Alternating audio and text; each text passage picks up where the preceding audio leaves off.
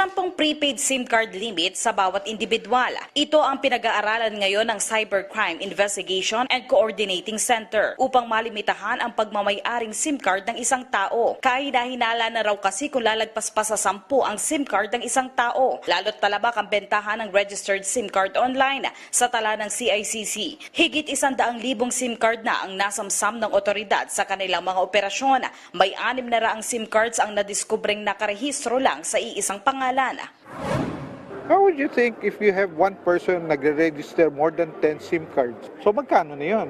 So that's against the logic of it. Besides, ang prepaid card users natin, ang average maximum 2 cellphone sa 4 na SIM card. So why would you register more than 10? In fact, a limit up to may 600 nga kami na-detect eh. So it's abnormal, di ba? Abnormal for the prepaid market to have more than 10 SIM cards being registered in your name.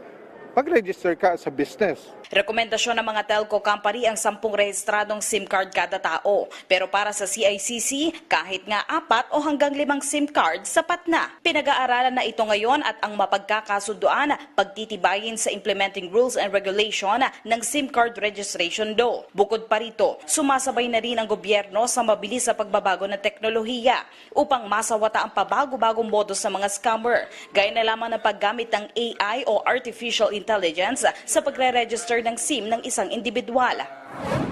The unregistered SIM cards, mahirap na mag-register ngayon because you need profile of individuals to do this. So, we're clamping down on that. But the issue here is that there are some methods wherein you can do away with certain controls, no? Tulad yan, pwede mo i-automate ang pag-register. Dati meron tayong, kailangan mo mag-selfie. There are tools that can animate still images that would make it look like it's a selfie. So we're seeing a rapid change in technology, no?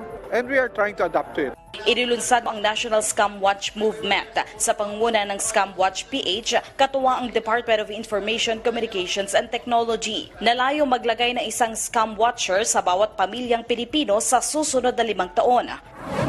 Kasi nung nag-pandemic, na-accelerate yung digitalization nila. Before the pandemic, Facebook lang ang ginagamit niya, YouTube, and then suddenly nag-online class ka, work from home ka. Pag nag-grocery ka, doon na, di ba? So meaning, hindi sila equipped. Kasi sinamantala ng mga tao, sila kasi yung tina-target ng mga scammers eh. Yung phishing hindi nila maintindihan, OTP hindi nila alam. So dito kailangan ang approach dapat natin behavioral, ituro sa mga Pilipino ang pag-iingat kung paano mo sila tinuturuan mag-ingat sa totoong buhay.